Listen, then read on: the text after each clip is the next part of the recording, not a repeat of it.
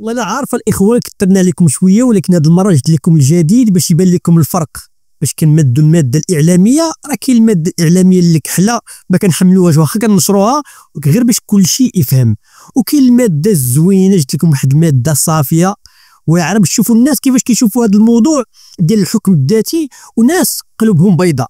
واخا افريقيا جنوب الصحراء، افريقيا السوداء كيفاش كتشوف هذا الموضوع هذا، ولكن قلبهم بيض، كيحطوا لك الامور كما هي، ماشي بحال اللي زندي بخيش اللي حدانا واخا بيضين قلبهم كحل من الحقد والخبث. غنسمعوا واحد المقطع قوي جدا رائع جدا كيشوف شي امور اللي حنا كتبان لنا عاديه، وكيفصلوا في هذا القرار، كيفصلوه في امور واضحه. كيتكلم على الدعم الامريكي القوي الغير مسبوق، وكيعني واحد الامور مهمه، وكيتكلم على الحكم الذاتي وكيفاش كاين، وعلى الاستفتاء، وكذلك المغرب شنو دار. وكيقول لك واحد النقطه هذه راه اخوان غير هذه بوحدها راه كافيه. كيقول لك راه ما تنساش المغرب راه حاكم 80% ديال الارض، يعني 80% راه بالنسبه للناس راه شي حاجه. خليك تسمع هذا السيد الرائع جدا كيدخل الخاطر، واجي في اخر فيديو غادي نناقشوا 3 نقاط 4 نقاط مهمه قالهم، وواحد النقطه سبحان الله كتفكرني بالكلام ديال الحسن الثاني الله يرحمه فاش قالها، ولكن تحققت يعني سبحان الله العكس ديالها. تبعوا هذا المقطع هذا ونتلاقاو في اخر الفيديو. États-Unis, le Conseil de sécurité de l'ONU en fin octobre a apporté un soutien sans précédent au plan marocain d'autonomie pour le Sahara occidental, le qualifiant de solution la plus réaliste pour mettre fin à un conflit qui dure depuis des décennies, et ce malgré l'opposition de l'Algérie. Mohamed Diouf, bonsoir et bienvenue. Bonsoir Charlotte, merci. Après donc des années de lutte sur le Sahara occidental, l'ONU donne enfin raison au Maroc. Oui, il faut reconnaître que le Maroc a trouvé un soutien extraordinaire avec cette résolution du Conseil de sécurité. Le Maroc a mené un combat qui a abouti à ces résultats, puisque cette piste de solution réalisable, on reprend pratiquement les termes du Maroc. En plus du fait que, derrière le fait qu'on accepte ce que le Maroc a dit, on reconnaît indirectement la marocanité, comme il l'appelle, du Sahara occidental. Puisqu'il y a 2 propositions de référendum. Il y a un référendum à partir duquel le Sahara occidental peut prendre son indépendance, ce que défend le mouvement Polisario, ce que défend l'Algérie. Le Maroc lui propose un référendum du Sahara occidental à l'intérieur du Maroc pour que le Sahara occidental puisse avoir une certaine autonomie. Et c'est cette version qui a été reconnue par les Nations Unies comme celle qui peut permettre de trouver une solution à ce problème sahraoui. Et en quoi cette décision marque-t-elle un tournant dans la position de l'ONU sur le Sahara occidental? Le tournant, c'est que avec ce référendum qui va être organisé, vous avez une situation de fait au niveau du Sahara occidental. Pratiquement 80% du territoire est occupé par le Maroc. Le groupe Polisario occupe à peu près 20%. Que les gens se rappellent, le Maroc est en train de célébrer actuellement le 50e anniversaire de ce qu'ils avaient appelé la marche verte. Cette marche verte consistait à faire en sorte que des populations s'installent sur cette partie du Sahara qui était de fait marocaine parce qu'étant sous le contrôle du Maroc. Mais le Maroc ne s'est pas contenté d'une marche verte. Le Maroc s'est mis à mettre en place ce que j'appellerais une marche pour le développement. C'est-à-dire quand vous regardez cette zone qui est plutôt une zone désertique, le Maroc a investi là-bas sur les questions d'énergie solaire, sur les questions d'énergie éolienne, sur beaucoup de choses, de sorte que finalement ces populations, quand vous leur proposerez un référendum entre faire partie du Maroc et faire partie d'un État indépendant sahraoui, très certainement, ces populations vont vouloir faire partie d'un État indépendant sahraoui. Maintenant, la résolution vient appuyer une réalité qui est déjà sur le terrain où le Maroc occupe l'essentiel de cet espace. Et il était prévu que ce soit les Nations Unies qui résolvent ce problème. Il était prévu également que le problème soit résolu par un référendum. Mais maintenant, c'est dans quel type de référendum, c'est sur ça qu'on n'entendait pas, qu'il ne s'entendait pas plutôt. Il ne faut pas qu'on oublie qu'il y a toujours ce qu'on appelle la MINURSO, qui qui est là-bas, une mission des Nations Unies qui a pour rôle d'aider à organiser le référendum sur le Sahara occidental. Donc quand on regarde, le Maroc gagne pratiquement sur tous les plans, sans compter que sur le plan diplomatique, on connaît la position américaine qui a été une position d'échange entre l'acceptation du Maroc de faire partie du programme Abraham des Américains pour reconnaître Israël. Mais vous avez beaucoup de pays occidentaux également, avant que l'ONU ne fasse cela, qui ont reconnu la marocanité du Sahara. Vous avez beaucoup de pays africains qui l'ont fait. Le Maroc avait déjà une victoire diplomatique à l'échelle mondiale avant d'avoir cette victoire supplémentaire avec le Conseil de sécurité. Justement, vous parlez du référendum. On sait que le sujet était longtemps au cœur du processus onusien, mais après cette reconnaissance, est-ce que ce référendum aura toujours son sens premier? Oui, il aura toujours son sens, puisque pour les Marocains, la proposition a toujours été ce référendum dans le cadre du Maroc. Parce que quand on utilise le mot, il faut qu'on fasse doucement, parce que quand c'est l'Algérie, quand c'est le groupe Polisario, eux, c'est pour mettre en place la République arabe sahraoui démocratique. Donc le référendum va répondre également à la question, est-ce que vous voulez avoir l'indépendance? Alors que pour le Maroc, le référendum n'a pas pour but de poser la question de l'indépendance. Mais comme l'a dit la résolution, la question d'une autonomie de cette partie du Maroc. Parce qu'en fait, la résolution ne va pas jusque là-bas, mais quand on dit autonomie, on demande une autonomie à une entité à laquelle on appartient. Si on n'appartient pas à l'entité, on n'a pas besoin de demander une autonomie, on prend tout simplement son indépendance.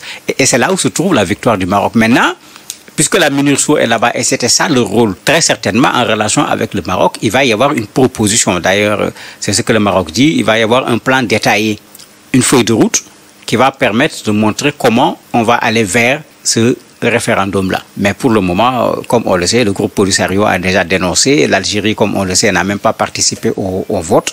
Il n'y avait pas de meilleure façon de montrer qu'on n'était pas d'accord avec ce référendum. Et le plan d'autonomie proposé par le Maroc date de 2007 au moins, mais pourquoi, selon vous, aujourd'hui, ce plan de l'ONU est qualifié de solution la plus réaliste? Je me dis qu'il y a plusieurs données qui ont changé. J'ai parlé tout à l'heure de la donnée interne, avec le fait que le Maroc s'est carrément installé sur 80% du territoire du Sahara occidental. Et ils ne se sont pas contentés de faire une lutte. Ils ont travaillé au développement de la zone. C'est-à-dire les populations vont se sentir marocaines parce qu'on sent le Maroc au niveau du Sahara occidental. N'oubliez pas qu'on est dans une zone désertique. Si vous voyez les images de cet espace, mais vous allez voir que des efforts ont été faits à coups de milliards pour le transformer. Donc, dans les faits, on est dans du Maroc sur 80% pratiquement du territoire. Le deuxième aspect, la géopolitique a complètement changé. L'Algérie a traversé des difficultés avec ce qu'on appelle le Hirak, les populations qui s'étaient levées contre le président Abdelaziz Bouteflika, qu'on se rappelle de cet épisode. Pendant cet épisode, l'Algérie avait des problèmes internes à régler. Le Maroc était en train de se répandre à l'échelle internationale, y compris à l'échelle africaine, en développant une véritable politique extérieure par rapport au continent africain et par rapport aux autres pays.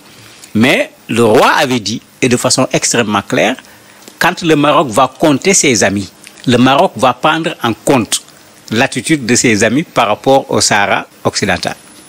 Donc une position qui amenait les gens, s'ils veulent garder leurs relations avec le Maroc de façon privilégiée, à se prononcer sur la question du Sahara en faveur du Maroc. Et vous avez vu, progressivement, c'est ce qui s'est passé. Donc il y a ce jeu-là. Il y a un autre élément qui est là, il y a ce combat États-Unis, Chine, Russie qui est là, qui bloque les Nations Unies, qui fait que souvent quand l'un fait une proposition, l'autre vote contre, met son veto ou s'abstient. Vous avez vu ici la Chine et la Russie n'ont pas voulu soutenir les États-Unis. Mais pourtant, ils ne sont pas contre le processus qui est en train de se passer au niveau du Maroc. Mais comme c'est les États-Unis qui ont amené l'initiative au niveau du Conseil de sécurité, vous avez ce combat géopolitique qui vient se mêler à un autre combat à l'échelle locale. Et comment est-ce que l'Algérie et le Front Polisario réagissent face à ces décisions? Bien sûr, c'est tout le contraire de ce qu'on a développé jusqu'à présent. L'Algérie dit que même l'ONU est en train de piétiner ses principes de décolonisation. Ça veut dire qu'on est d'accord sur rien du tout, parce que quand on va jusqu'à remettre en cause la démarche des Nations Unies en considérant que les Nations Unies même ne respectent pas leurs principes et leurs règles, mais ça veut dire que l'Algérie n'est pas d'accord du tout sur cette question. Et ça a toujours été la position de l'Algérie par rapport à cette question. Mais pour la RASD en particulier, bon, tout le monde sait que eux, ce qu'ils veulent, c'est l'indépendance, pas autre chose. D'ailleurs, qu'on se rappelle, pour ce qui concerne le continent africain, cet épisode à l'intérieur de l'OUA, de l'Organisation de l'Union africaine, le Maroc avait quitté à un certain moment l'Organisation de l'Union africaine parce que porté par l'Algérie, on avait fini par accepter la République arabe sahraoui démocratique comme observateur au niveau de l'OUA et le Maroc avait quitté. Le Maroc allait même demander à adhérer à l'Union européenne en laissant tomber l'organisme continental. Bon, actuellement, le Maroc est revenu parce que beaucoup de pays africains, il faut le dire aujourd'hui, sont plutôt proches, sinon pour la position du Maroc que pour la position de l'Algérie. Et dans leur appui au Maroc, quelles sont selon vous les motivations stratégiques, voire économiques des grandes puissances, dont les États-Unis et certains pays européens?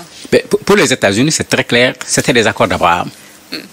Trump voulait coûte que le Maroc participe aux accords d'Abraham. Le Maroc en a profité pour demander en retour la reconnaissance de la marocanité, comme ils le disent, du Sahara occidental, ce que le président Trump avait fait sans hésiter. Donc, de ce point de vue, le Maroc gagnait déjà un gros coup, parce que comme on le sait, au niveau des Nations Unies, les États-Unis pèsent lourd, même si c'est un seul pays parmi presque 200 pays, ils pèsent lourd. Avec les autres pays européens, c'est ce que je disais tout à l'heure, le Maroc considérait que sa relation diplomatique, son amitié avec les pays sera en relation avec la position du pays en question par rapport au Sahara occidental. Ben, puisqu'il y a à investir au Maroc, il y a des intérêts au Maroc. Ben, ceux qui étaient intéressés par cela se sont rendus compte que le Sahara occidental, c'est vrai, c'est 266 000 km² à peu près. C'est plus grand que le Sénégal, c'est plus grand que le Togo, donc c'est pas un petit espace. Mais bon, c'est du phosphate qu'on trouve là-bas, vous en avez au Maroc, c'est pas ce phosphate qui va être le plus fondamental pour le Maroc, ni pour l'Algérie d'ailleurs.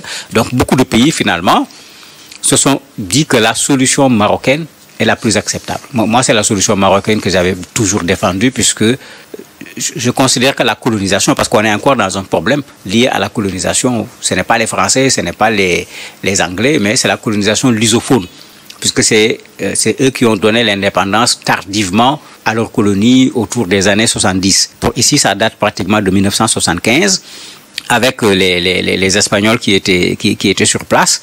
On a encore ici le fameux problème du tracé des frontières africaines qui crée des problèmes jusqu'à aujourd'hui. Et à l'indépendance, on n'avait pas pris notre courage à deux mains pour résoudre ce problème. Est-ce qu'aujourd'hui, on va continuer à laisser qu'on trace encore des frontières à l'intérieur de nos pays? Moi, je ne suis pas favorable du tout à la création d'une République arabe sahraoui démocratique, non pas parce que je suis contre les Sahraouis, mais parce que je trouve que c'est contraire au chemin que nous voulons prendre pour aller vers l'Union africaine. C'est la même position que j'ai par rapport à l'Azawad des Touaregs. Certains n'ont qu'à être maliens, d'autres n'ont qu'à être algériens, les autres n'ont qu'à être nigériens, qu'on ne nous crée pas une autre république. J'ai la même posture par rapport à la zone anglaise du Cameroun, où les gens, c'est certain, parce que ce n'est pas tout le monde, veulent créer également là-bas l'Ambazonie, etc. Moi, je crois qu'on a suffisamment de pays aujourd'hui. Ce qu'il faut, ce n'est pas de créer de nouvelles frontières, mais c'est de travailler à relativiser même les frontières qui sont là, si nous ne sommes pas en mesure de les dépasser. Et au Sahara occidental, est-ce que cette évolution pourrait influencer la position d'autres acteurs internationaux comme la France, la Chine ou d'autres pays encore? Non, c'est clair que c'est parti. Avec cette résolution, surtout avec la façon dont la résolution a été votée, personne n'a voté contre. L'Algérie, qui aurait pu voter contre, n'a pas participé au vote. C'est le Pakistan, la Chine et la Russie qui se sont abstenus. Ça donne quand même une certaine force à cette résolution. Et bien sûr, l'ONU, le secrétaire général de l'ONU a commencé déjà à s'engouffrer dans la brèche pour demander qu'on avance. D'ailleurs, il y a eu une discussion même sur la présence de la MINURSO dont je parlais. Mais les États-Unis disaient que, par exemple, ce n'est plus la peine de prolonger la mission, on donne 3 mois. Qu'on organise le référendum et puis la MINURSO a fini sa mission, elle dégage. Les gens ont dit non, il faut 1 an.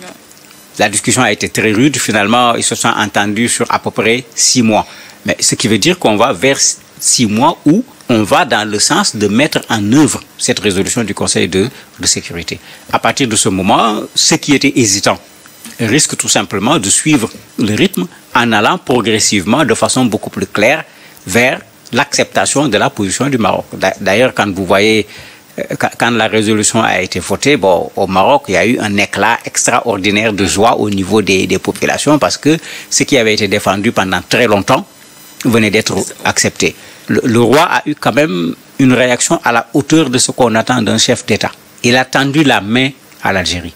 C'est-à-dire, au lieu de dire « j'ai gagné, j'ai obtenu la victoire », il a tendu la main à l'Algérie. Il faut reconnaître que ce n'est pas la première fois qu'il le fait. Sur plusieurs discours, il a tendu la main à l'Algérie. Il s'est adressé pratiquement au président algérien en l'appelant « mon frère ». Je crois qu'on ne peut pas aller plus loin, mais pour le moment, on n'a pas encore la réponse de l'Algérie. Est-ce que dans ces conditions, l'Algérie risque de peut-être revoir à sa politique régionale après ce revers diplomatique? Je ne crois pas. L'Algérie va certainement trouver une stratégie pour revoir sa posture par rapport à la question du Sahara occidental, mais également pour se rattraper d'un point de vue diplomatique. Parce que le Maroc a fait un véritable travail diplomatique. Même la Russie qui n'a pas voté pour, moi ça m'a surpris. Le Maroc a fait du véritable lobbying auprès de la Russie. On a vu les visites de part et d'autre, etc.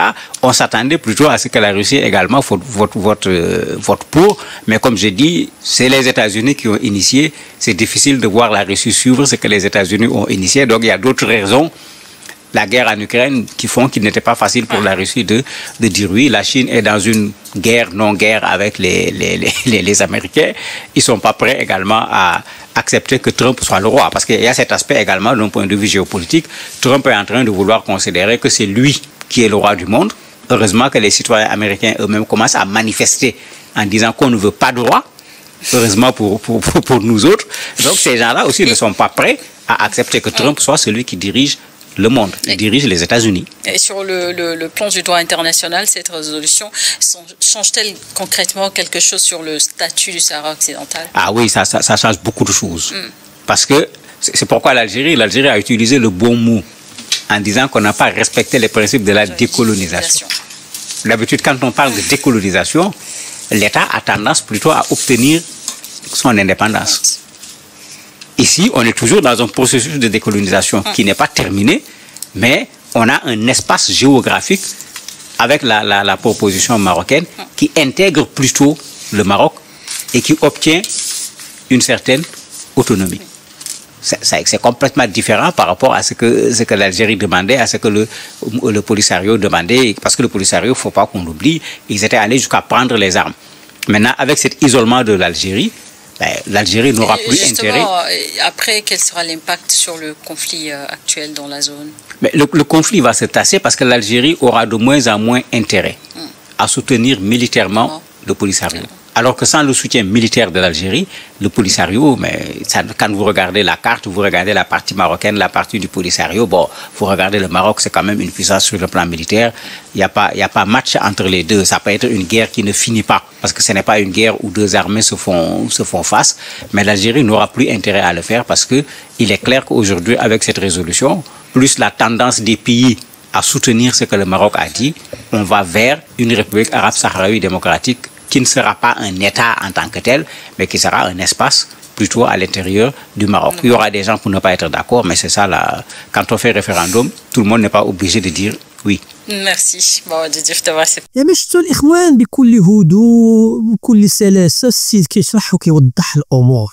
ندخل مباشرة في هاد 4 النقاط المهمة ونزيدو نفصلوا فيها شوية.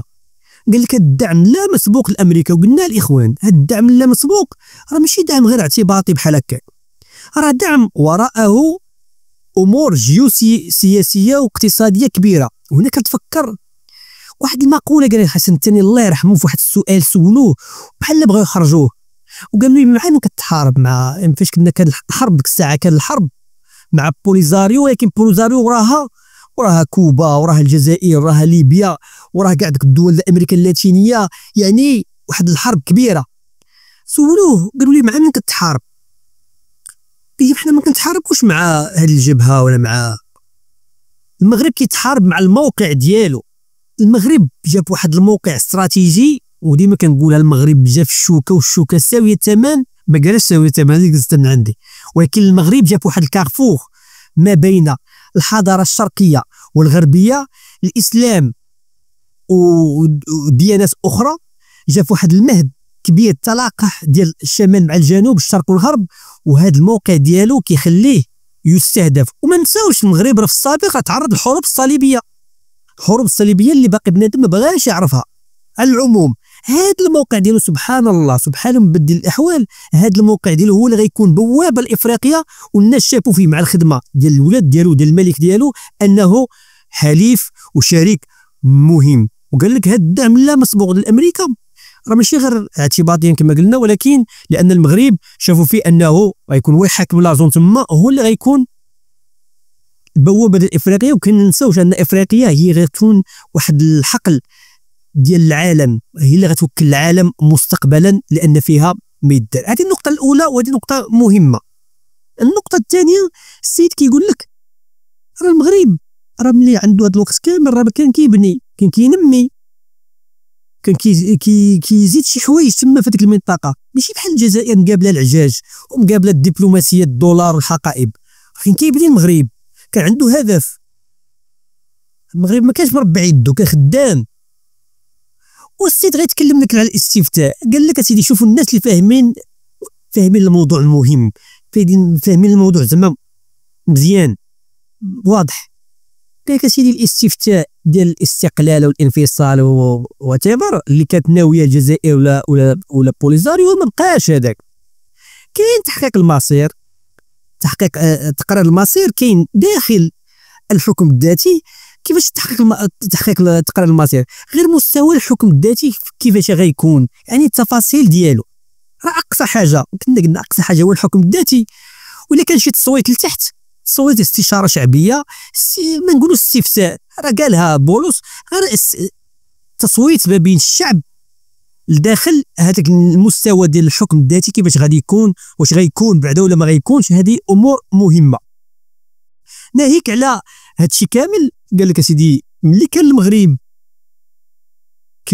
كيدير توازنات وكيمشي يسافر، والملك كيمشي يسافر من هنا وكيدير تحالفات وكيدير شراكات وكيدير اتفاقيات، الجزائر كانت غارقه في هذاك الوقت، غارقه في المشاكل الداخليه ديالها. الجزائر كيقول لك راه هي عندها مع كل شيء، راه كانت داك الشيء غير كلام موجه داخليا، ولكن الناس على برا كيعرفوا عندها مشاكل، كان عندها مشاكل داخليه وحتى واحد ما حاملها وما كاينش فيها الثقه. المغرب كيبني الثقه وفعلا دار الثقه في اوروبا، اسيا، في امريكا اللاتينيه وفي افريقيا.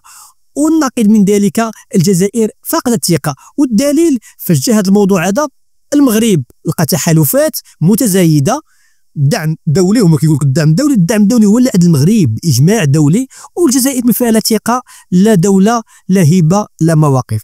حاجه اخرى قال لك المغرب رغم انه تابع لهذا الحلف ولكن مكثر التوازنات ديالو مع روسيا ومع الصين، وكل شيء باين للعموم انه امتناع روسيا والصين دليل على انهم بغاو القرار يدوز وبغاو المغرب يعني يكون بخير وعلى خير في هذه القضيه، رغم انهم التنافسات اللي مع امريكا ما كاينش، ولكن المغرب غيدير كيخلق هو هذا الجو ديال التوازن. امريكا ما بغاتش روسيا والصين يكونوا بوحدهم في افريقيا، والمغرب غيحاول كيفاش يقاد الامور باش الامور تكون كل شيء وين رابح.